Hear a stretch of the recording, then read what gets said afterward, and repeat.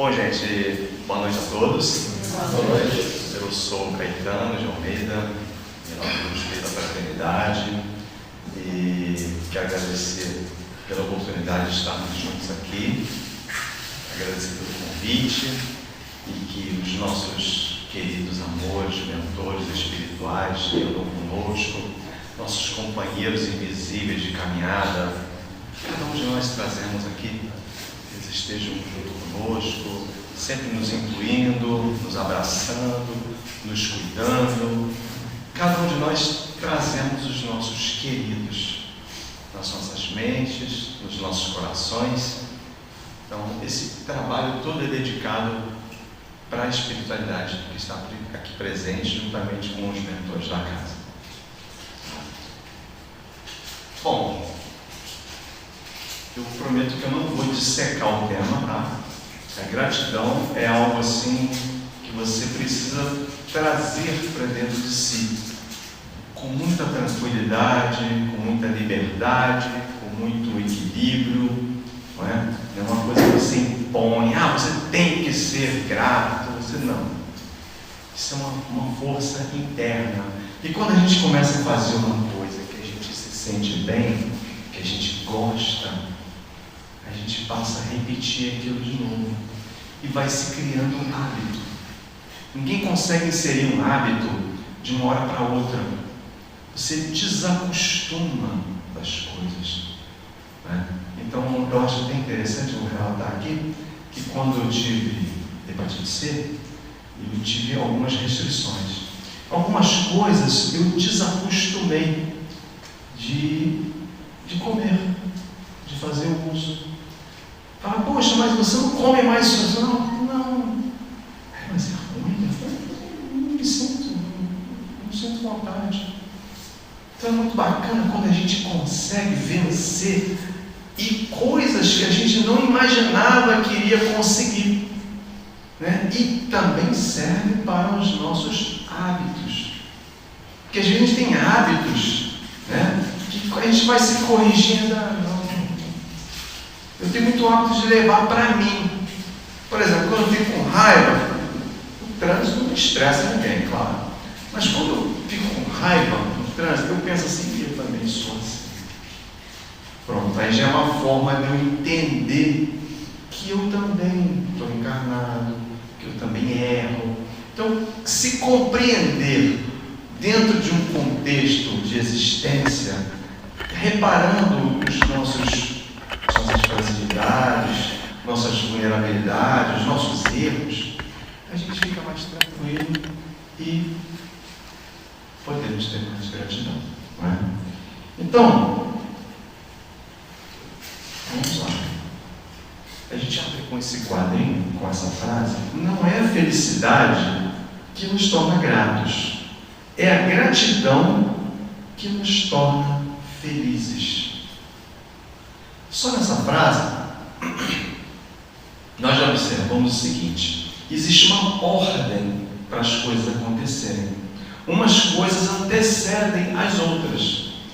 Então, quando a gente descobre, a doutrina espírita traz isso. Os ensinos das obras da Joana de Ângeles trazem isso.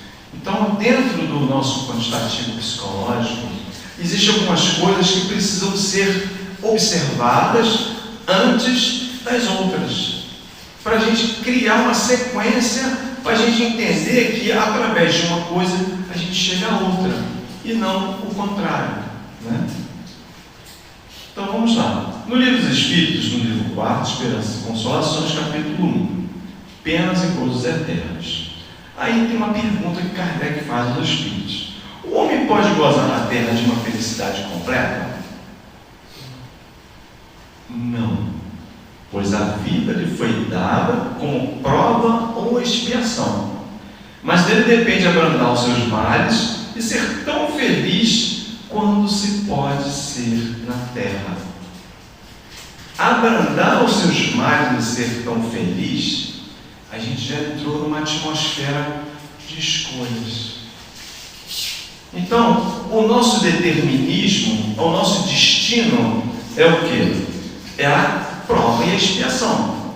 Nós temos que passar pela prova, que é que é relacionada ao futuro, e a expiação, que é relacionada ao passado, porque nós estamos numa terra de transição, num mundo de transição, onde tem o passado, nós temos o presente e nós temos o futuro, o porvir. Então, dentro desse meio, a gente faz as nossas escolhas. Elas é que vai abrandar os nossos males. Não é? Concebe-se que o homem seja feliz na terra quando a humanidade estiver transformada. Mas enquanto isso não se verifica, cada um pode gozar de uma felicidade relativa. Cada um pode ter sua felicidade de alguma forma, separadamente, né? O homem é, na maioria das vezes, o artífice de sua própria infelicidade. Praticando a lei de Deus, ele pode poupar-se a muitos males e gozar de uma felicidade tão grande quanto comporta na sua existência no plano grosseiro. Vocês observam que os Espíritos aqui, eles fazem questão de mencionar que estamos num plano grosseiro. Mas por que plano grosseiro? Porque nós estamos no mundo material, no mundo de vulnerabilidades, no mundo onde nós nos iludimos, no mundo onde aquilo que a gente acha ou a gente pensa, a gente tem aquilo como verdade. Esse é o plano grosseiro. O plano grosseiro, resumindo, é um plano, é um local que nós estamos, eu costumo falar que a gente está em modo avião, a gente não sabe de nada, a gente está sem Wi-Fi, a gente não sabe o que está acontecendo do outro lado. Desligaram o roteador nosso quando a gente veio para cá. Na hora de reencarnar, eles, cadê a senha? A gente não tem a senha. Como é que eu faço para me conectar? Como é que eu faço para me ler a minha folha de serviço? Os contratos que eu fiz, olha, Caetano, você tem que ir lá, você vai se encontrar com fulano. E às vezes pessoas que nós aguardamos encarnar. Ou às vezes pessoas que reencarnaram, melhor você ir agora. Vai agora que fulano está lá. Meu Deus do céu, tem que ir. Só que quando chega aqui, a gente detesta a pessoa. Eu não quero. Por que essa pessoa está perto de mim? Por que eu tenho que viver do lado dessa criatura? Mas olha, pasmem, muitas vezes nós viemos por causa dessa pessoa. Acredite se quiser. E a gente ignora, larga para lá. Não, cara, não precisa também viver junto. A proposta é não piorar. No mais dos piores, não piorem. Não é? Por quê? Porque nós não temos, a única coisa que nós temos é a intuição. A nossa intuição é que nos leva às realizações, às vontades. Hoje eu estou com vontade de fazer isso assim. Deixa para lá. Então, se você sentir alguma coisa e aquilo se perdurar e for uma coisa boa, pode ser um aviso. Faça isso. Sentiu vontade de novo, vai fortalecendo, vai acostumando, como a gente falou no início, a gente vai acostumando com novos hábitos. E muitas vezes nós, não, isso não é para mim não. A gente tem talentos que a gente possui que a gente nem imagina. Mas eu não faço não, nunca fiz. Não vou nem tentar. Consegue. E olha que consegue, tá? Poxa, eu nunca imaginei que eu fosse fazer palestra. E aí? Estava lá, escrito em algum lugar. Um amigo meu de fraternidade, em 2010, falou assim, olha, marcou uma palestra para mim. Gente, foi me perdoe. Foi horrível. Eu tremia em uma vara verde. E falou para mim que eu conseguia fazer.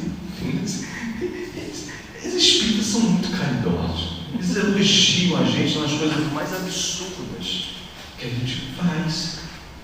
E eu fiquei, tudo é impossível. Quando acabou, eu falei, nunca mais eu faço esse negócio na minha vida. Juro. Porque eu nunca fui professor. Eu na sala de aula sentava lá atrás. E eu não gostava de ir no quadro, de horror de ir no quadro. Eu morria de vergonha. A gente foi criado assim, né? Muitos de nós foram criados assim, calou! Para, senta aí. Não se mexe na criança. Então a gente normalmente, não por maldade dos pais, mas os limites eram muito bem estabelecidos, a gente foi criado a ser um pouco acuado, sem saber, né? Só se meta onde foi chamado, né? E eu com meus 6 irmãos, né? Não tinha moleza, era muita gente, não tinha muita gente e poucas escolhas. Era assim. Então é tudo bem. E os talentos vêm, você vai, né, desenvolvendo. Cada vez que a gente vai bem fazendo alguma coisa, você vai fazendo melhor, não é?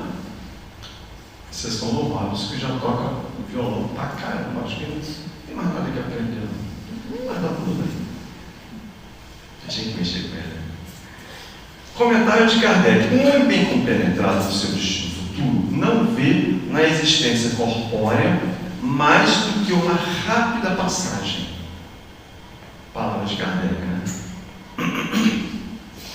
É como uma parada momentânea numa hospedaria precária.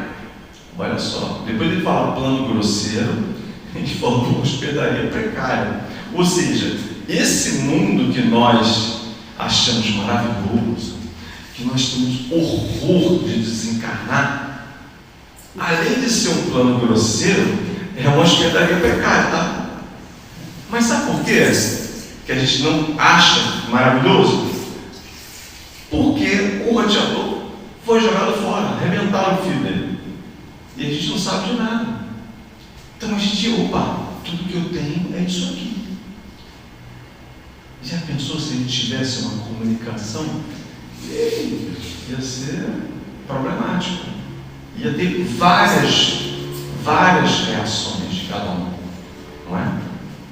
Uns queriam ir embora, outros queriam ficar mais tempo, outros queriam durar 300 anos aqui, outros já queriam ir embora essa noite, e assim, né? Mas vamos só fazer uma alegoria. Ele se consola facilmente de alguns aborrecimentos passageiros, numa viagem que deve conduzi-lo a uma situação tanto melhor, quanto mais atenciosamente tenha feito os seus preparativos para ela. Quanto mais a gente se prepara, quanto mais atencioso nós somos com os preparativos, aquilo que nós nos propomos a fazer, a gente conduz melhor a nossa existência. Poxa, mas eu cometi um erro, eu não devia ter feito determinada coisa. Começa de novo. Ah, mas deu errado, deu briga, e agora? Como é que eu faço? Hoje está mais fácil, gente. Antigamente a gente bater na porta, né? Para pedir desculpa, né? Aí a porta, pá, batia. Ah, quer falar com você não. Hoje não, hoje você vai lá no emoji, eu costumo falar assim, você vai lá no emoji, lá botar uma florzinha assim, que foi? Aí você apaga a mensagem. Você vai escrever alguma coisa aqui? Não, eu tenho um bom dia e tal. Hoje está mais fácil. Não é? A gente tem que fingir que é doido às vezes, tá? Tem que fingir que a gente não está bem. Ih, estou com problema, estou com crise consciencial. Eu tenho que me reconciliar, porque eu estou sentindo que eu vou desencarnar logo. Qualquer história vale para as coisas melhorarem. Tá? E vamos lá. Somos punidos nessa vida pelas infrações que cometemos às leis da existência corpórea, pelos próprios males decorrentes dessas infrações e pelos nossos próprios excessos. A gente comete excessos. Se remontarmos pouco a pouco à origem do que chamamos infelicidades terrenas, veremos a estas, na sua maioria, como consequência de um primeiro desvio do caminho certo. Eu estava vindo para cá, mas em vez de eu dobrar naquela rua, lá embaixo, no sinal, eu fui direto. Nossa, vou chegar aqui 1 hora depois. Igual da outra vez que eu cheguei atrasadíssimo ali, que eu errei o horário. Então, se a gente procurar detectar os problemas, os erros, e voltar um pouquinho mais rápido, a gente consegue minimizar o problema. O próprio André Luiz fala assim: se houve algum mal a alguém, se alguém te fizer algo, perdoe imediatamente, evitando o mal ainda no nascedouro. Ou seja, deixa as coisas se enraizarem. Resolva logo, porque o tempo ele vai cravando aquilo devagarinho. Dá um pouquinho mais de trabalho, mas dá para resolver também. Mas dá mais trabalho. Se resolver mais rápido, acho que os problemas diminuem de forma mais rápida, não é? Em virtude desse desvio inicial, entramos num mau caminho. E de consequência em consequência, caímos afinal na desgraça. Ou seja, eu já errei mesmo, agora eu continuo, aí vai sair, pronto, vai parar lá em Itaboraí. Entendeu? Já é. Aí não tem palestra do Caetano. 922. A felicidade terrena é relativa em cada um. O que é suficiente para a felicidade de um faz a desgraça de outro. Há, entretanto, uma medida comum de felicidade para todos os homens? Kardec pergunta aos espíritos. Ele fala sobre cada um tem uma forma de ser feliz, ou há uma forma comum a todos? Para a vida material, os espíritos respondem: a posse do necessário. Para a vida moral, a consciência pura e a fé no futuro. A posse do necessário. Será que eu tenho que pegar tudo? Será que todo mundo tem que ter só uma bicicleta, uma casa? Será que o ser humano tem que ter as mesmas condições? Será que... Aí eu comecei a analisar e fui ler sobre a posse do necessário. O que é a posse do necessário? É aquilo que a nossa consciência, a nossa condição de equilíbrio consegue lidar. Vocês observem bem, irmãos, que tem pessoas que conseguem lidar com várias coisas sem se desequilibrarem. E tem pessoas que lidam com menos coisas e qualquer coisinha se desequilibra, se fica insatisfeito, dá uma reclamadinha. Ou seja, o que é a posse do necessário? Cada um consegue arcar com o que é necessário a si. Tem pessoas que conseguem resolver coisas suas, mais as coisas de mais alguém, ajudar aqui, ajudar ali. Outras já têm mais dificuldade. Isso significa que uns são melhores do que outros? Não. Significa que nós temos que fazer tudo aquilo que comportar a nossa consciência, a nossa mente. O Espírito Lázaro, lá no Evangelho segundo o Espiritismo, ele fala sobre a caridade. Aonde começa a caridade? A caridade começa no sofrimento do outro. Tudo bem. E quando ela termina? Ela termina no nosso sofrimento. Então a caridade é assim: eu estou fazendo alguma coisa, eu estou vendo que alguém está precisando, alguém está sofrendo, vamos fazer a caridade. A caridade da compreensão, a caridade da ajuda material, da cesta básica, da atenção, das palavras, também são formas de caridade. Mas essa atenção, essa assistência que eu dou, está me fazendo sofrer depois de algum tempo.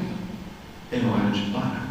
Diminui a marcha da caridade. Porque aquilo que você faz a mais, além, que não está te fazendo bem, para um pouquinho, não é? Porque a caridade, ela termina no nosso sofrimento.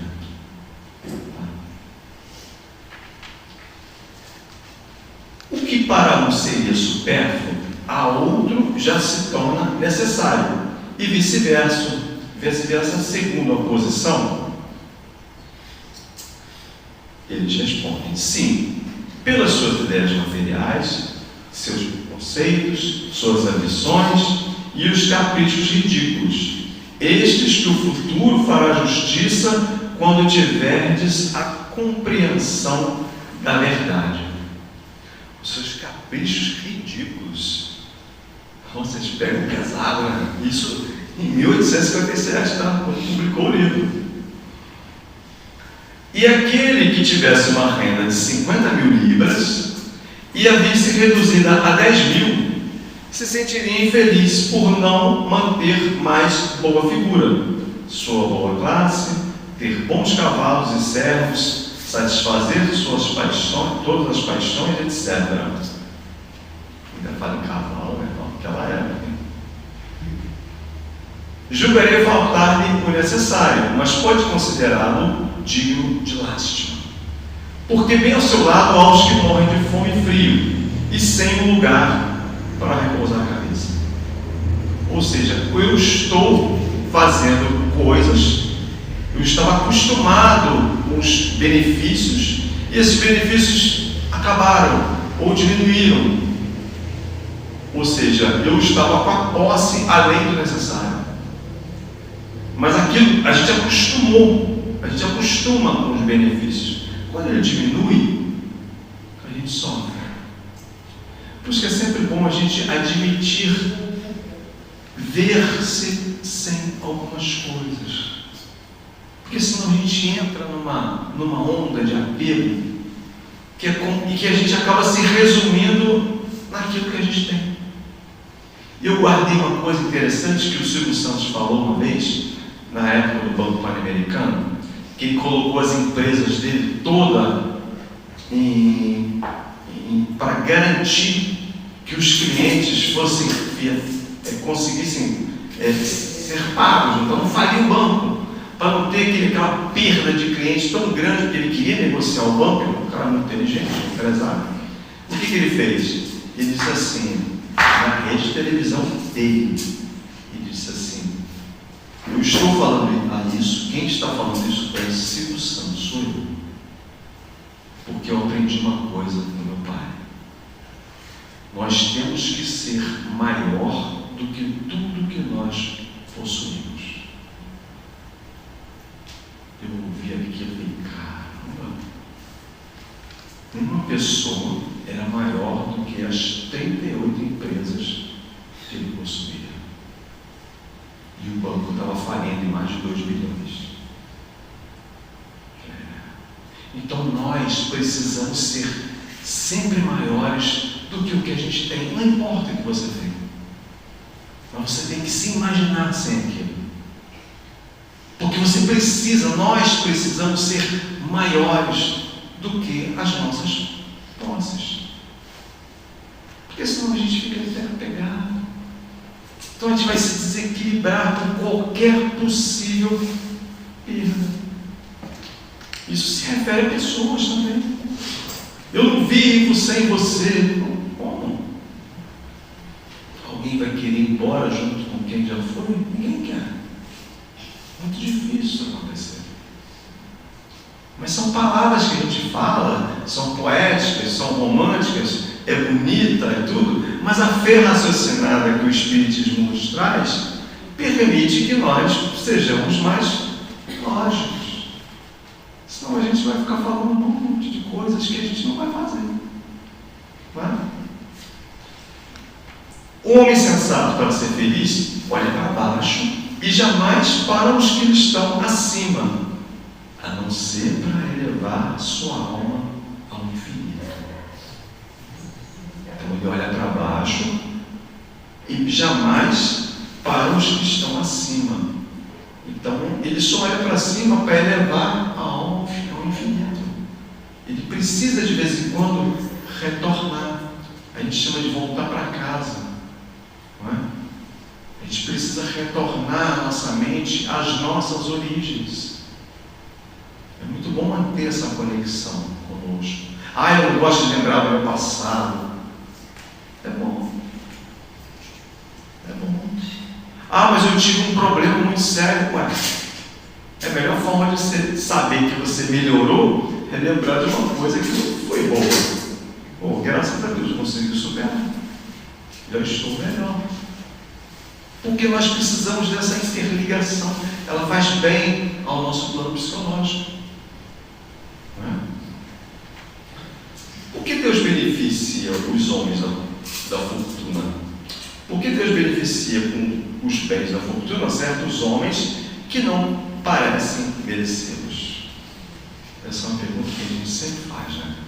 Nossa, fulano chegou, olha, ele tem tanta coisa, ele conseguiu isso, ele consegue aquilo, mas ele não merece. E eu sou uma pessoa tão bacana, e eu não estou conseguindo. O que está vendo?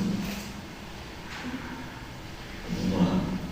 Esse é um favor aos olhos daqueles que não enxergam além do presente.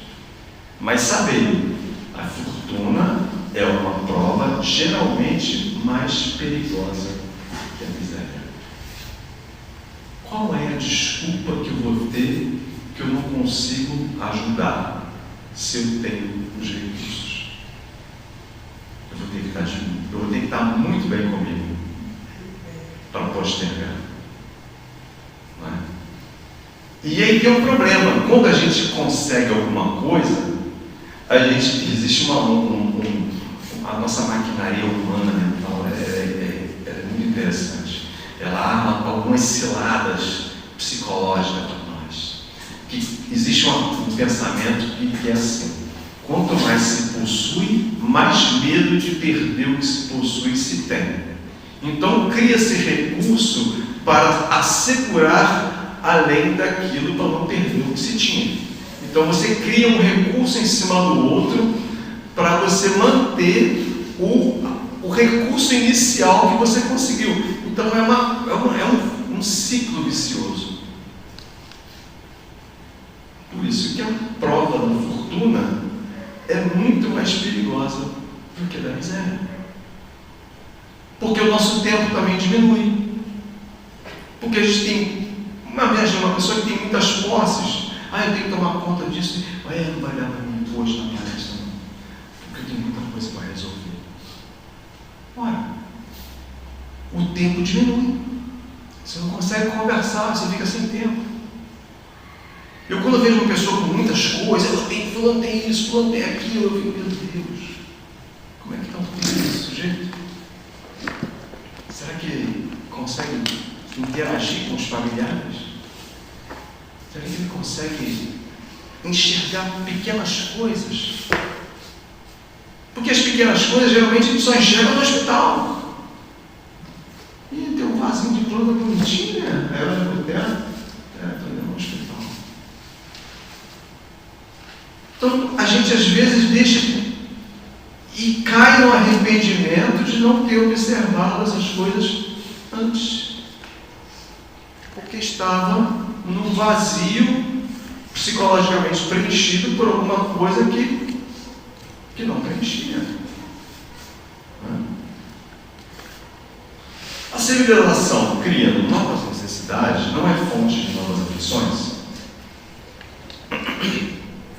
Novas necessidades em 1857, tá, gente? Não é agora não, hein? É porque o livro parece que ele foi escrito ontem. Os males desse mundo estão na razão das necessidades artificiais que criam para vós mesmos. Aquele que sabe limitar os seus desejos e ver sem cobiça o que dá fora das suas possibilidades, poupa-se a muitos aborrecimentos nesta vida. O mais rico é aquele que tem menos necessidades. O mais rico é aquele que tem menos necessidades. Caraca, o Espírito exiam, catucava mesmo na ferida. Então, agora a gente vai aqui para o ego e o self. É muito interessante que o nosso psiquiatra Carl Gustav Jung, ele falava sobre esse tema, então nas obras das Jonas de Anjos também. O ego e o self são instâncias psíquicas distintas. O ego é o centro da consciência, lidando com a realidade externa e identidade diária, enquanto o self, ou si mesmo, representa a totalidade da psique, abrangendo consciente e inconsciente. Parece confuso, né? O ego age no mundo, enquanto o self é a essência e o objetivo de integração, que é a individuação. O ego é o que eu penso de mim. O ego é o que eu acho que eu sou. O ego são as minhas escolhas. E o self? O self é o que realmente eu sou, é o que realmente eu tenho e o que realmente eu consigo ser. Só eu vou continuar aqui para a gente ir bem na sequência. A individuação é o amadurecimento psicológico que busca a totalidade do ser e envolve integrar aspectos conscientes e inconscientes, incluindo a aceitação da sombra e não apenas a perfeição.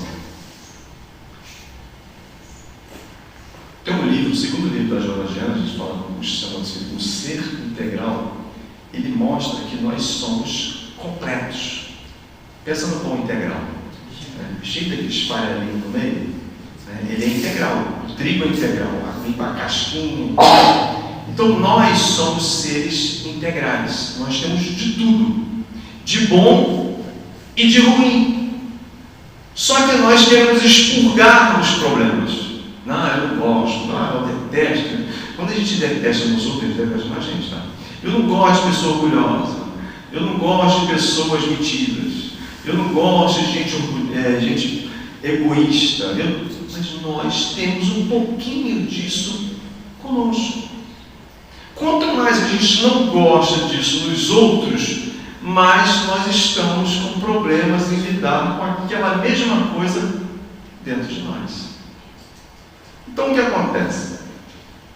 Nós precisamos, aqui fala sobre a aceitação da sombra. Eu preciso aceitar que eu tenho as minhas particularidades e conviver bem com isso, porque eu não posso arrancar um braço, uma perna, um dedo, e as nossas sombras são partes de nós. Como a gente não podia eliminar a sombra? Não, elas são as nossas más experiências, elas são os nossos aprendizados, elas nos conduzem às nossas culpas. E Emmanuel fala com muita propriedade, ele diz o seguinte: a culpa é o mecanismo divino que fixa aprendizados. Por causa da culpa, eu consigo fazer um monte de coisas ou não repetir erros. Esse é o mecanismo da culpa. A culpa não é para você ficar sofrendo. Ah, meu Deus, tristeza. Por que agora eu vou ficar aí entra no remorso, que é o remoer da culpa. A culpa, ela é assim, opa, tropecei, caí, machuquei o pé, agora eu vou fazer um curativo aqui e vou voltar a caminhar depois. É assim que funciona. Não é? Vamos continuar. Um bug aqui. Nossa. Não, esse era o primeiro. consciência é o eu que pensa, sente e age, formando nossa personalidade consciente e lidando com a adaptação social. É o ponto central da consciência, mas subordina-se ao self.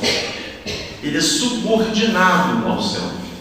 O self é o arquétipo da totalidade, unificando os opostos consciente e inconsciente, representa o verdadeiro eu e potencialidade máxima do indivíduo. O self é o que realmente eu tenho, é o que eu sou. Para explicar direitinho, vocês conhecem o self-service lá do restaurante. O que é o self-service? É as bandejas que já estão lá com as variações lá, os cardápios. O ego é o que eu quero. O self está lá. Lá tem lasanha de camarão? Não. Pô, mas eu queria lasanha de camarão. Eu vou ter lasanha de camarão? Não. Então, o ego é subordinado ao self. Eu estou subordinado àquelas bandejas que estão lá. Poxa, eu queria aquele arroz que vem misturado com aquelas folhinhas de brócolis, verdinho, bonitinho. Tem lá? Não. Ah, mas eu tenho uma vontade de comer aquele arroz verdinho. Mas não tem. Não está no self. Então, a minha vontade, embora eu pague lá, não sei quanto lá, geralmente, se for caro, não tem. Adianta eu querer? Não tem. Então, muitas vezes, nós nos tornamos infelizes, nós somos artífices da nossa infelicidade, porque nós escolhemos em nós, cobramos de nós coisas que nós não temos. Nós cobramos comportamentos nossos, criamos obrigações para nós de coisas que a gente não tem condições de fazer. E a gente sofre por isso. Não é também para falar assim, mas eu sou uma formiguinha, eu sou um espiritinho de ascensão. Não, não é assim. Mas a gente tem que entender o que pode e o que não pode, o que consegue e o que não consegue, ou o que ainda vai aprender. Porque as coisas também são desenvolvidas. Então o eixo ego e self é o equilíbrio crucial, pois o ego precisa ouvir o self para não viver no piloto automático.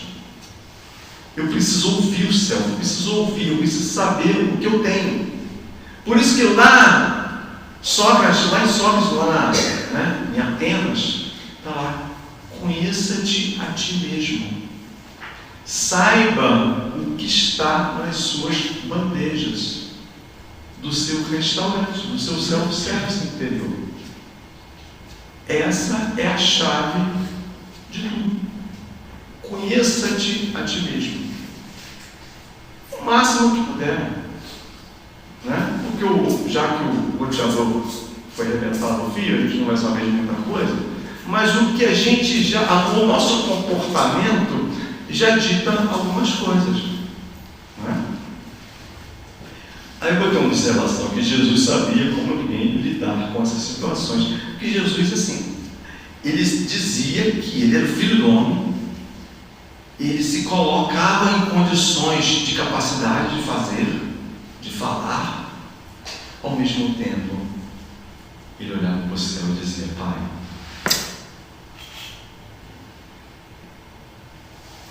então ele se submetia a quem deveria se submeter, mas ao mesmo tempo ele sabia se colocar no lugar de alguém que veio trazer uma mensagem importante. Então o eixo ego e self, ele tinha muita consciência disso. Então, se o ego se identifica demais com o mundo externo, o self pode forçar crises. Eu querer uma coisa que eu não tenho vai forçar o quê? Ansiedade, depressão. Para o ego se voltar ao interior. O ego tem que recolher o foco. Você não pode não ficar. Isso aí você não pode ver. Por enquanto não. Quem sabe depois. E eu vou ter que entender isso. Senão eu vou viver revoltado, deprimido, triste, chateado, decepcionado. Poxa, mas eu me decepcionei com fulano de tal. Isso se decepciona com os outros, nunca com a gente. Decepcionei com fulano de tal. Aonde tem decepção, teve ilusão. E quanto maior a ilusão, maior a decepção. Nunca imaginei que fulano fosse fazer isso comigo. Se iludiu demais. Para quê? Se a gente mesmo nos decepciona. Então, se eu souber lidar bem comigo, eu vou conseguir lidar bem com os outros. Eu vou tentar lidar bem com os outros. Vou conseguir. O ego é a parte e o self é o todo. A relação entre eles, conhecida como individuação, é o processo de se tornar quem realmente se é. Eu só posso comer o que está lá no self-service. Eu só posso escolher em mim aquilo que eu tenho condições de fazer. Eu tenho dificuldade de dizer não. Aprenda. Aprenda a dizer, porque se o sim não for te fazer bem, se ele não estiver na sua bandeja, aprenda não. Para não sofrer tanto. Porque senão o estado de gratidão passa longe. Isso tudo são mecanismos que nós precisamos usar conosco para a gente ver melhor, ser mais transparente conosco. Olha, eu sou uma pessoa muito transparente. Eu não preciso ser transparente muito com os outros, não. Tem que ser muito comigo. Eu preciso me entender da melhor forma possível. Eu preciso me perdoar por ser tão ignorante às vezes. Eu preciso ter esse diálogo primeiramente comigo. Claro que quando você consegue controlar algo em você, o externo fica muito mais fácil. Com certeza fica. Se a felicidade está contida no estado de gratidão, é bom saber que a gratidão é gradativa. Já estamos desenvolvendo a gratidão. Porque a consciência é gradativa. A gratidão pode ser ajustada em 3 níveis de progresso. Olha que bacana. A gratidão instintiva é a gratidão básica. Obrigado porque deu certo. Ela vai depender do resultado. Está condicionada ao ganho. Essa é a primeira gratidão. Deu certo. Obrigado. Você trouxe uma água para mim? Poxa, muito obrigado. Eu esqueci. Então, assim, ela está condicionada ao ganho. Mas e se não acontecer nada? Assim, foi gratidão. Não tem gratidão, porque não aconteceu nada, ninguém me deu nada. Né?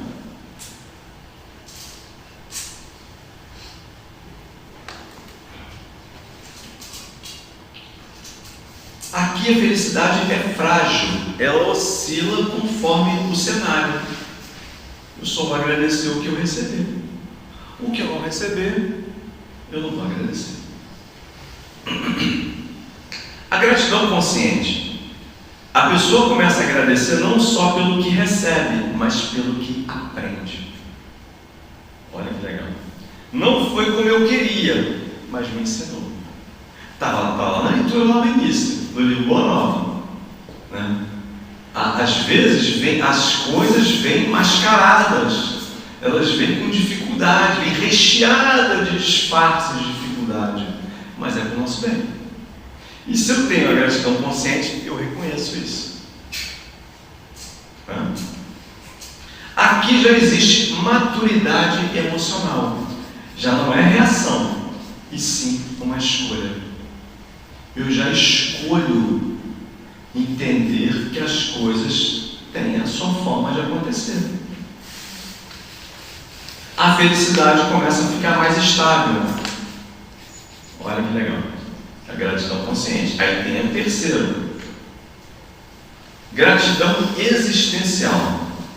Esse é o nível mais alto.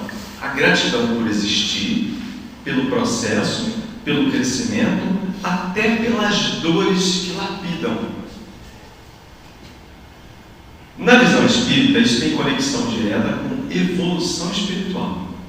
Quanto maior a compreensão da lei de causa e efeito e da reencarnação, maior capacidade de agradecer até o que parece adverso. Eu começo a agradecer, igual o Francisco de Assis, ele falava em irmandor. Esse cara está doido, não é possível. É por isso que ele abraçava o leproso, o leproso não pegava lepra. Isso aí, esse cara não... Quando ele chegava correndo para pegar os donativos, ele se aproximava das pessoas, as pessoas pegavam o donativo e jogavam. Toma, não chega perto de mim não, todo mundo com medo dele. Porque ele vivia no Vale dos Leprosos, ele vivia junto com os leprosos. Então, ele deveria ter lepra. Ninguém queria se aproximar de Francisco de Assis. Ninguém queria chegar perto. Quando ele chegava perto da barraca, o cara já abandonava a barraca. Não, vai ficar tudo aí. E fica tudo alegre. Obrigado. Que coisa, né? Aqui Joana esclarece que a felicidade deixa de depender das circunstâncias. Ela vira estado interior. Eu lembro do Divaldo Franco no programa do Jô Soares. Você parece que está bem, né? Você tem quantos anos? Eu tenho, na época, eu tinha 89 anos. No dia da entrevista. 89 anos. Hã? 89? Passou a mão no braço dele assim. Isso pega. Eu quero me contaminar disso aí. Porque o Divaldo com aquele semblante de 70, de 65, dizendo que tinha 89. E com aquela lucidez. Então, assim, ele tinha um estado interior de gratidão existencial. Bom, levando em conta também que foi o cara único que leu todos os livros da Joana de Ângeles. Nós não escreveu, ela que passou para ele. Então ele tinha que aprender de qualquer jeito. Né? Muito legal isso. Né? Trata-se de uma questão gradativa porque a consciência se expande. O ego diminui, não se revolta com as derrotas. A compreensão aumenta, né? Porque a consciência fica esclarecida. A percepção da providência divina se aprofunda.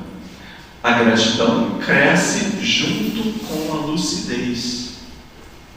Eu fico mais lúcido.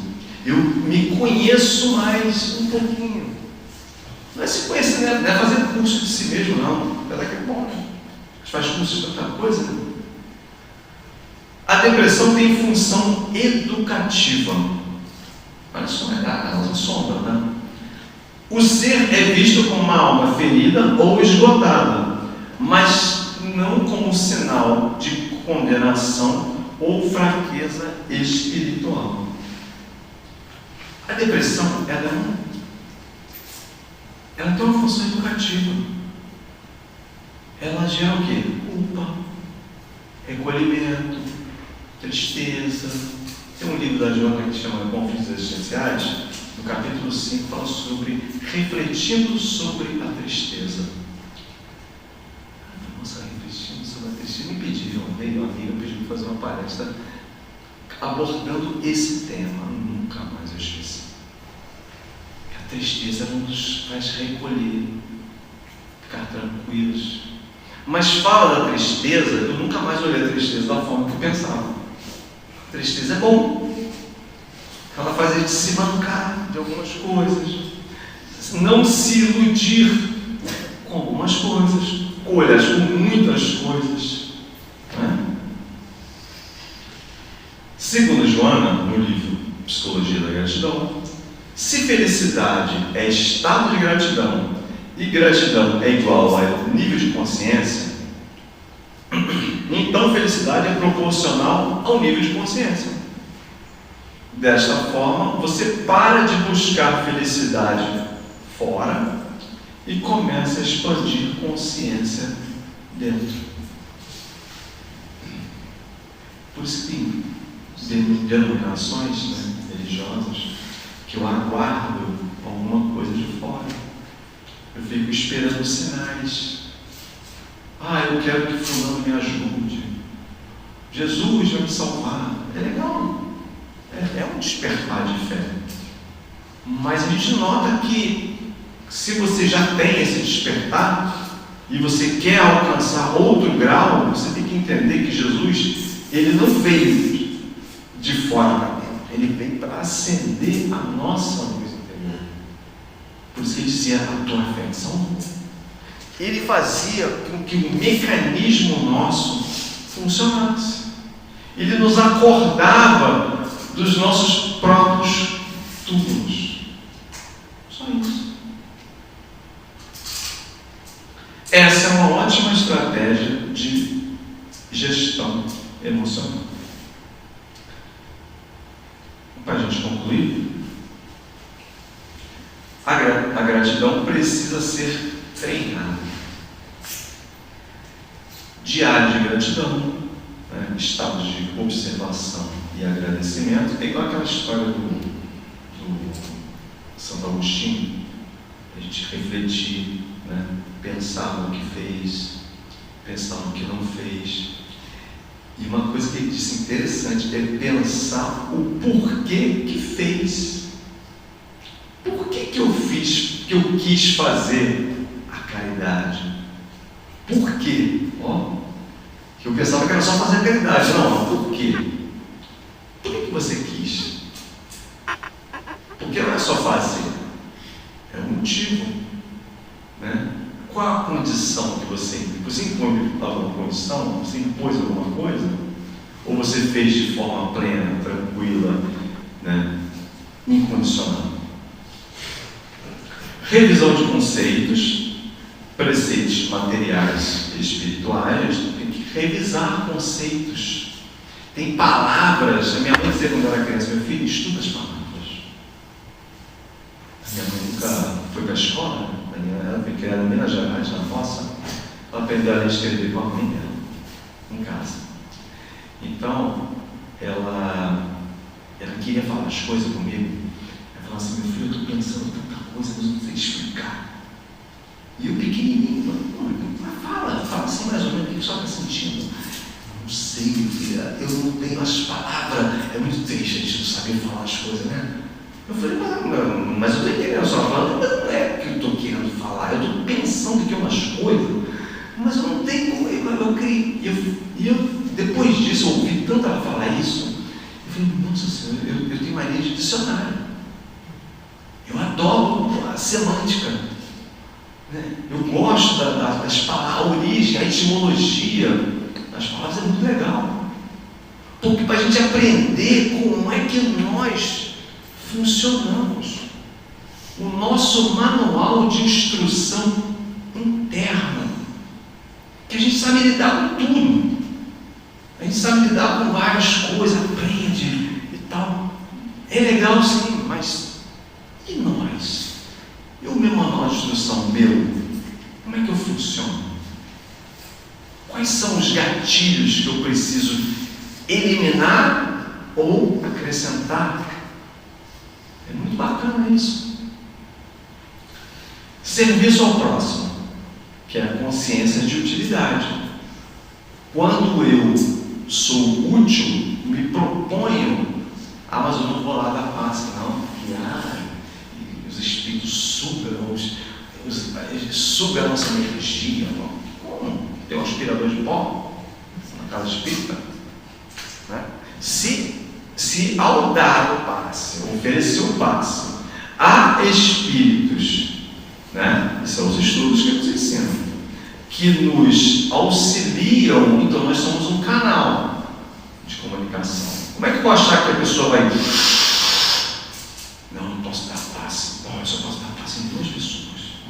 Se passar de 2, a minha energia... Eu nem durmo direito. Pronto, ele botou isso na cabeça, não vai dormir mesmo. Com certeza não vai. Né? E a consciência de utilidade já fica comprometida. Porque eu acho que eu sou fraco. Estudo espiritual, que traz a consciência de esperança. Autoconhecimento, que a consciência dos talentos, das limitações, escolha de forma gradativa ser grato, terás alegria e serás feliz. Bom, gente, que Deus abençoe, gratidão a todos pela atenção.